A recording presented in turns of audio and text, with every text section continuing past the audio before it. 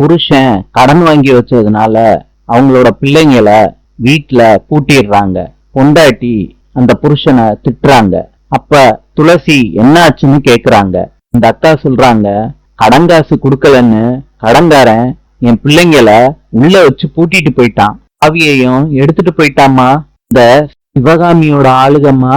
துளசி சொல்றாங்க, சிவகாமி அம்மான்னா பெரிய கொம்பா முளைச்சிருக்கு அவங்களுக்கு. துளசி கோவத்தோட கல்லை எடுத்துட்டு வந்து வீட்டு பூட்டை உடைக்கிறாங்க. சுத்தி இருந்தவங்க எல்லாம் இந்த பிள்ளை என்ன பண்ணுதுன்னு அவங்களுக்குள்ள பேசிக்கிட்டு இருக்காங்க.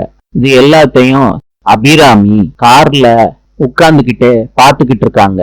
மனசுக்குள்ள நினைக்கிறாங்க, இன்னைக்கே என்ன யோசிக்க வச்ச கருப்பசாமி முடிவே எடுக்க வச்சுட்டாரு. இவதான் எனக்கு மருமக.